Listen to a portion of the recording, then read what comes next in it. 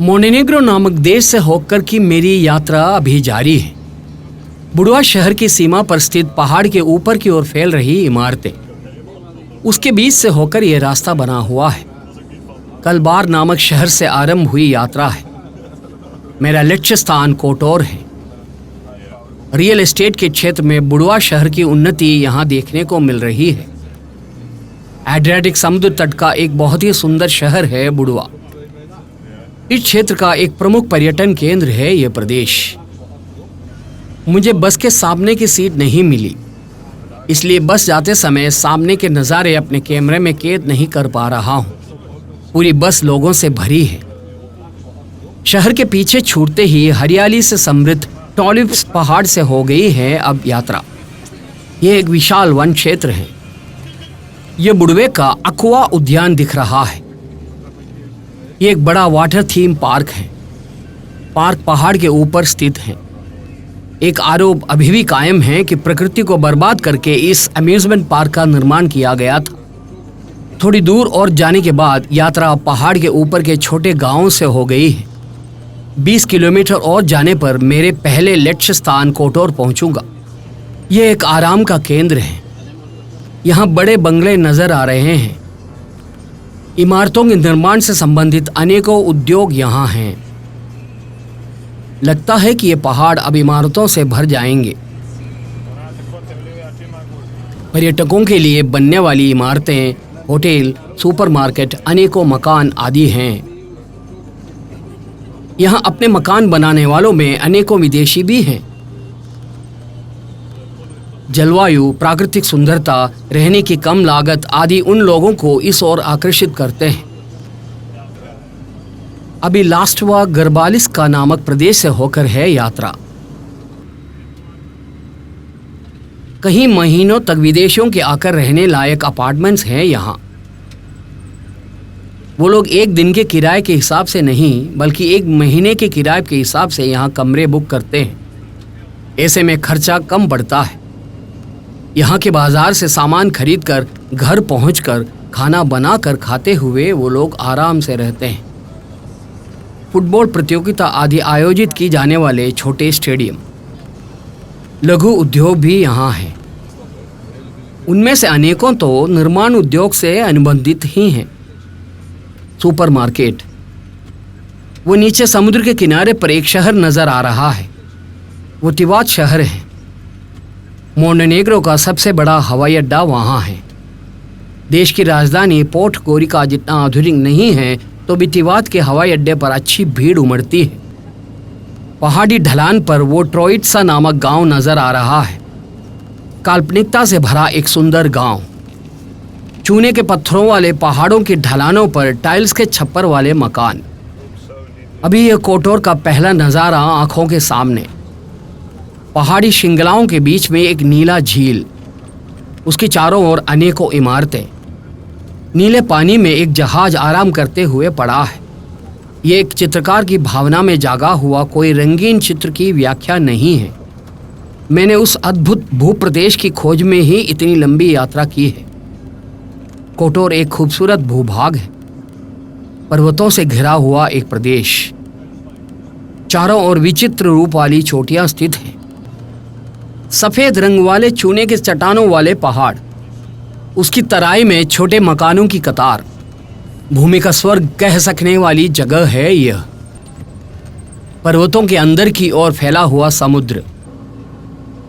अंत में बस कोटोर शहर की तलहटी वाले भाग पर पहुंची। कोटोर के मुख्य बस अड्डे के अंदर बस ने प्रवेश किया। अनेकों बस यहाँ कतार में पड़ी हुई हैं। अधिकांश बसें पर्यटकों के लिए हैं। एक जगह पहुंचकर बस रुकी। कल सुबह बार शहर से आरंभ हुई मेरी यात्रा अंत में कोटोर नामक लक्ष्य स्थान पर पहुंचकर समाप्त हुई। मुझे ये निर्देश मिला हुआ है कि अब यहाँ से ओल्ड टाउन गेट के सामने के कोटोर मरीना पहुंचना है। पर्वतों के द्वारा किलाबंदी की गई हो जैसा एक प्रदेश। बंद पड़े कुछ कारखाने। मुझे लगा कि उत्पादन बंद किए गए कारखाने की पुरानी इमारतों की भी कुछ प्राचीन सुंदरता अभी भी है। उन सब को तोड़कर उस प्रदेश को अब शायद पर्यटन के लिए उपयोग किए जाएंगे। 2000 सालों से अधिक समय से आबादी वाला एक प्रदेश है कोटोर। यह प्रदेश प्राचीन रोमा साम्राज्य का भाग हुआ करता था। पर्वत के ऊपर एक किला नजर आ रहा है। मध्यकाल के दौरान की एक निर्मित है वह। पर्वत के एक भाग को घेरा हुआ है किला। पर्वत के ऊपर बड़ी इमारतों के टूटे भाग भी नजर आ रहे हैं। तराई से शुरू होकर पर्वत के ऊपर तक के पत्थर की चार दीवारी, उस पर प्राचीर निगरानी बुर्ज आदि भी बने हुए हैं। लंबी ऐतिहासिक घटनाओं से भरा प्रदेश है कोटोर। प्राचीन काल में इलीरियंस, बाइजेंटाइंस, वेनेरियंस, ऑस्ट्रियन साम्राज्य आदि के द्वारा शासित प्रदेश। खाड़ी के तट पर स्थित कोटोर किले की ओर मैं पैदल चलकर जा रहा हूँ। अभी 14,000 के करीब की आबादी वाला एक शहर है कोटोर। 56 उपनिवेश बस्तियों में वो जनता फैली हुई है। कोटोर नामक नगरपालिका का केंद्र प्रदेश भी यही है। कोटोर आज पूरी तरह से पर्यटन के लिए समर्पित एक शहर है। जमीन और हवाई अड्डे से आने वाले पर्यटकों के अलावा पानी के जहाज भी हजारों की संख्या में पर्यटकों को इस शहर में लेकर आते हैं। कोटोर का पुराना शहर यहाँ के पर्यटन का प्रमुख आकर्षण है। तलहटी से किले की दीवार पहाड़ के ऊपर की ओर जाती हुई देखी जा सकती है। 2200 वर्ष पहले यहाँ इलीरियंस ने किले की दीवार के निर्माण का शुभारंभ किया था। बाल्कन क्षेत्र में अधिकार स्थापित करने के बाद इलीरियंस ने अपने एक शक्ति केंद्र के रूप में कोटोर को बदल दिए थे। यह एक विशाल किला है। प्राचीन काल और मध्यकाल के दौरान भी इस प्रदेश का कितना महत्व था उसे दर्शाने वाला है इस किले का यह बृहत रूप। यहाँ गल्फ ऑफ कोटोर नामक खाड़ी पहाड़ के अंदर की ओर फैली हुई है। उसका स्वभाव समुद्र जैसा नहीं है। उसका भाव ऐसा है जैसा कोई झील हो। उसके अंदर से काफी दूर तक यात्रा करने के बाद ही एड्रियाटिक समुद्र पहुंचे जा सकते हैं। उसके किनारे पर किला स्थित है। 700 वर्षों के दौरान अनेकों साम्राज्य इस किले के निर्माण में भागीदार हुए थे। इतिहास कहता है कि 15वीं शताब्दी में वेनेशियंस के द्वारा ही किले को एक नियमित रूप दिया गया था। उस काल के दौरान वेनेशियंस की पाल नौकाएं कतार में लंगर डाले पड़ी रही खाड़ी है यह। अभी पर्यटन की नौकाएं और रईसों के व्यक्तिगत जलयान ही यहाँ होते हैं। बहुत ही सुंदर नज़ारा। इस तट के नज़ारे यह गवाही दे रहे हैं कि यहाँ पहुँचने के लिए कल से मेरे द्वारा की जा रही यात्रा बेकार नहीं गई है। खाड़ी और उसकी रक्षा स्वरूप पहाड़ियाँ आदि सब मिलकर की जा रही प्रकृति की व्यवस्था शानदार है। पहाड़ के ऊपर एक गिरजाघर, church of our lady of remedy नामक गिरजाघर है वो सब कोटोर किले के अंदर है। 1518 में निर्मित उस देवालय में तलहटी से पैदल चलकर ही पहुंचे जा सकते हैं। एकदम शांत खाड़ी में कतार में पड़ी हुई नौकाएं। आज यह इस प्रकार शांत है तो शताब्दियों पहले यह बे ऑफ कोटोर संघर्ष की भूमि थी। बाल्कन क्षेत्र के प्रमुख तटीय शहर कोटोर को अपने अधीन करने के लिए वेनेशियंस, ओटोमन तुर्की, ऑस्ट्रियंस आदि इस खाड़ी से होकर ही यहाँ पहुंचे थे। खाड़ी के तट पर अनेकों गांव बसे हुए हैं। बड़ी चोटियां, उनकी घाटियों में गांव बसे हैं। कोटोर खाड़ी को एक फ्योर्ड कह सकते हैं। पर्वतों के अंदर की ओर समुद्र के प्रवेश करने की सविशेष प्रक्रिया को ही फ्योर्ड कहते हैं। धरती के सबसे दक्षिण भाग पर स्थित फ्योर्ड यही है। प्रकृति की एक शानदार सृष्टि। मुझे लगता है कि इस प्रकार का एक भूभाग दुनिया में अधिक नहीं होंगे। बाईं तरफ ये हॉस्टल्स दिख रहे हैं। बैकपैकर्स पर्यटक युवकों के यहाँ आकर कई दिनों तक ठहरने के हॉस्टल्स हैं ये। हमारे देश की तरह यहाँ हॉस्टल की व्यवस्था अनुशासन के साथ नहीं होती है। खाड़ी के उस पार पुराने नगर के अंदर की प्राचीन इमारतों की छत दिख रही है। संग्रहालय, गिरजाघर, रेस्तराएं, दुकानें आदि सब हैं वहाँ। एड्रियाटिक क्षेत्र में सबसे अधिक संरक्षित और कुछ पूर्णता के साथ अभी भी अस्तित्व में रहने वाला मध्यकालीन नगरों में से एक है कोटोर पुराना नगर। किले की दीवारों और प्राचीर के अलावा पत्थर के बने अनेकों भवन वहाँ अभी भी संरक्षित किए हुए हैं। तलहटी में स्थित शहर के संरक्षण के लिए बनाई गई किले की दीवार पर्वत के एक भाग को अपने अंदर समाई हुई खड़ी है। यह पर्वत सेंट जॉन माउंटेन नाम से जाना जाता है। किले के ऊपर पर्यटक हैं। पर्वत के ऊपर के उस प्रदेश पर पहुंचने के लिए रास्ते भी बने हुए हैं। खाड़ी के रूबरू एक रणनीतिक स्थान होने की वजह से ही यहां एक किला और शहर बनाए गए थे। खाड़ी से होकर आने वाले दुश्मनों के जहाजों के बेड़े को बहुत दूर से ही देखकर अपनी रक्षा करना ही इस किले की जिम्मेदारी थी। यह मोंटेनेग्रो नामक देश की ही सामान्य भू प्रकृति है। इसी से साफ जाहिर होता है कि मैंने यात्रा पर आधारित अपने कार्यक्रम के लिए मोंटेनेग्रो को ही क्यों चुना। समुद्र, पहाड़ी चोटियां, ऐतिहासिक घटनाएं आदि से भरे हुए शहर के संगम वाला एक प्रदेश। भूगोल शास्त्र और इतिहास के यहाँ मिलन हो रहा है। ऐसा एक भूभाग पूरी दुनिया में ही बहुत कम देखने को मिलेंगे। इस भाग पर अनेकों रेस्तराएं हैं। वहाँ पर्यटक दोपहर का भोजन करने के लिए आए हुए हैं। मैं अभी पोर्ट कोठोर मरीना की तरफ चलकर जा रहा हूँ। समय अभी 1 बजा है। 12 बजे रवाना होने वाले एक क्रूज बोट में मैंने टिकट बुक कराई थी। वह बोट अब तक जा चुकी होगी। बस की देरी से पहुंचने के कारण मैं यहाँ समय पर नहीं पहुंच पाया था। फिर भी मरीना जाकर देख लेते हैं। शताब्दियों के इतिहास के साक्षी बनी किले की दीवार। समुद्र से होकर आने वाले आक्रमणकारियों से शहर को छिपाए रखना इस दीवार का नियोग था।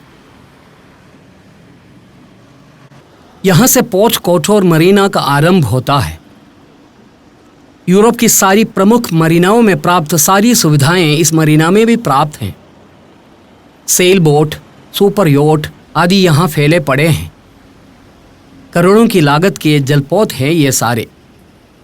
अंदर शयन कक्ष, भोजन कक्ष, रसोई, गुसलखाना आदि के साथ की सारी सुविधाओं के साथ के योट हैं। रईसों के अपने उपयोग के लिए खरीदे हुए, महीनों लंबी जलयात्रा के लिए किराए पर मिलने वाले आदि सब हैं उनमें। विभिन्न आकार के योट हैं। ये एक पाल वाला सेल बोट है। प्रसिद्ध एवं साहसी नाविक अभिलाष टोमी इस प्रकार के एक पाल वाले बोट में पूरी दुनिया की सैर करने निकला था। उस प्रकार के अनेकों बोट हैं यहाँ। इस शहर का सबसे प्रसिद्ध मरीना पोर्ट कोठोर मरीना है। 1 शताब्दी पहले से ही ये मरीना यहाँ सजीव था।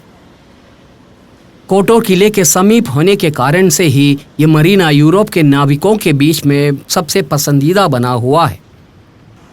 पहाड़ की तलहटी पर सीमा स्वरूप किले की दीवार खड़ी है। किले के अंदर पुराना नगर है। अभी किले के बाहर एक बाजार है। बे ऑफ कोठोर एक झील के समान पड़ी हुई है। उसके उस किनारे की इमारत की ओर से होकर ही मैं यहाँ तक चलकर आया था।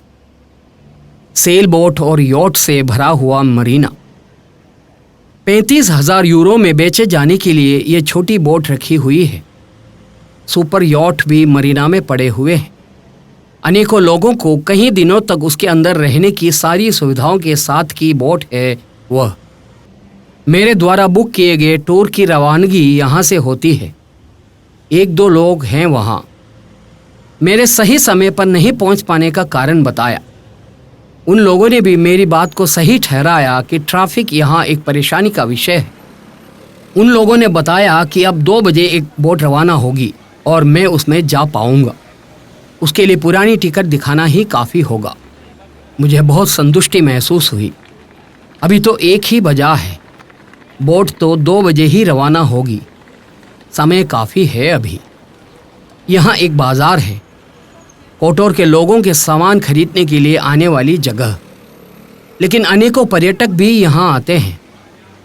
पहले मुझे उसका कारण समझ में नहीं आया, लेकिन पर्यटक आते हैं। वो लोग भी सामान खरीदते हैं। जैतून तेल, जैतून के बीज, विभिन्न प्रकार के नट्स आदि यहाँ बेचे जाते हैं। हरी सब्जी, फल समेत देसी बाजार में बेचे जाने वाले सामान ही यहाँ की दुकानों में मिलते हैं। अंगूर, सेब, एप्रिकॉट, तरबूज आदि सजा रखी दुकानें। पर्यटकों के यहाँ से ये सब खरीदने के पीछे का एक कारण है। अपार्टमेंट्स और होम स्टेज में महीनों रहने वाले पर्यटक हैं वो लोग इस तरह के बाजार से आवश्यक सामान ले जाकर स्वयं खाना बनाते हैं। स्थानीय निवासियों के बाजार अब पर्यटकों के बाजार बन गए हैं। आराम के मकसद के साथ पर्यटकों के आने वाले इस प्रकार के शहरों में पर्यटन मात्र रईसों के लिए ही नहीं है। बहुत ही कम रकम के साथ यूरोप के अनेकों देशों से बस या ट्रेन में लोग यहाँ आते हैं। कम किराए वाले अपार्टमेंट्स में कमरा लेते हैं। अपने देश के 5,000 या 6,000 रुपये के बराबर की रकम वो लोग 1 महीने के किराए के रूप में देते हैं। वो लोग इस तरह के बाजार से फल, हरी सब्जी आदि खरीद कर किराए के मकानों में ले जाकर खाना बनाकर खाते हैं। यहाँ से वो लोग खाली जेब ही वापस जाते हैं। बाजार की एक दुकान में ये सब बेचने के लिए रखे हुए हैं। सूखे मशरूम और सूखे फल रखे हुए हैं। ये जैतून के बीजों को विभिन्न तरीके से तैयार कर रखे हुए हैं। नमक में डाले हुए, आधा सुखाए हुए आदि सब हैं उनमें। मुझे जैतून के बीज बहुत पसंद है। स्वास्थ्य के लिए बहुत लाभदायक है वह। नमक में डाले हुए जैतून का स्वाद ही अलग है। इसे बैकपैक पर्यटकों के बाजार कह सकते हैं। अच्छी धूप खिली हुई है। मैं बस अड्डे से काफ़ी दूर तक चला हूँ। उसकी थकावट महसूस हो रही है। अभी यहाँ का तापमान 35 डिग्री सेल्सियस है। इस कारण से लोग धूप से बचकर बाजार में लगी छतरियों की छाया में खड़े हो रहे हैं। ये दिखने वाले सारे लोग पर्यटक हैं। वो लोग फल, हरी सब्जी आदि खरीद रहे हैं। कुछ खाने के लक्ष्य के साथ मैं आगे चला। एक रेस्तरां की खोज में हूं मैं अभी। पुराने शहर के अंदर अनेकों रेस्तराएं हैं, लेकिन वहां अधिक देर बैठकर खाना नहीं खा सकते हैं ना। मैं छोटे कियोस्क की खोज में हूं। यहाँ एक इंडोर मार्केट भी है। हर जगह लोगों की भीड़ है। यहाँ का बाजार मरीना के समानांतर में बढ़ता चला जा रहा है। यह है बाजार का इंडोर वाला भाग। यहाँ अलग प्रकार के उत्पादों की बिक्री हो रही है। पनीर, मांस आदि हैं यहाँ के मुख्य उत्पाद। ये पनीर की एक दुकान है। इसका अंग्रेजी नाम चीज़ है। चीज़ को दूध का गट्टा कह सकते हैं तो भी पूरी तरह से वह नहीं है। यूरोप और अन्य पश्चिमी देशों में पनीर खाने के व्यंजनों का भाग ही है। विभिन्न स्वाद वाले पनीर, ये एक शानदार व्यंजन है। नीदरलैंड्स आदि हैं पनीर के मुख्य केंद्र। यहाँ संसाधित मांस का व्यापार चलता है। सलामी, हैम, सॉसेज, सूखा मांस आदि सब हैं। विशेष तरीके से संसाधित किए गए मांस। उनमें से कुछ धुएं में सुखाए हुए भी हैं, आधा सुखाए हुए भी हैं। ये सब पर्यटक ही खरीदते हैं। ये उनके नाश्ता, रात का खाना आदि के लिए पर्याप्त है। कुछ लोग दाम के रूप में सिक्के दे रहे हैं। मैं बाजार से बाहर निकला। भोजन करना है। पुराने शहर की तरह जाने का निर्णय लिया मैंने। एक तरफ मरीना। मैं खजूरों के पेड़ों की छाया में चलता रहा। मरीना में विशाल सुपर यॉट पड़े हुए हैं। पुराने शहर से अनुबंधित सबसे सजीव भाग यही है। इसे टाउन स्क्वायर कह सकते हैं। धूप बहुत तेज है, इस कारण से अधिक भीड़ नहीं है। मैंने पढ़ा है कि शाम के समय यह जगह लोगों से भर जाती है। यह भी नहीं कह सकते हैं कि इस समय भी लोग कम हैं। परिवार समेत आए लोग। ये कोटोर किले के सामने का भाग है। दीवार पर वो दिख रहा बड़ा गड्ढा ही ओल्ड टाउन गेट नाम से जाना जाता है। उसको पार करने पर बंद कर रखे एक प्राचीन शहर पहुंचे जाते हैं। कुछ भी हो, मैंने अभी उसके अंदर प्रवेश नहीं करने का निर्णय लिया। प्रवेश किया तो उसके अंदर के नज़ारों को अपने कैमरे में उतारने के लिए कम से कम 2 घंटे तो चाहिए ही। चारों तरफ विशाल पर्वत श्रृंखलाएं। शहर की चौकीदारी करती हुई सी वो खड़ी है। किले की एक बड़ी दीवार के सहारे उसके सामने का भाग भी संरक्षित कर रखा है। पर्वत श्रृंखलाएं ही हथेली पर स्थित हो जैसा एक शहर, उसके विस्तृत नजारे की ओर जाना अभी बाकी है।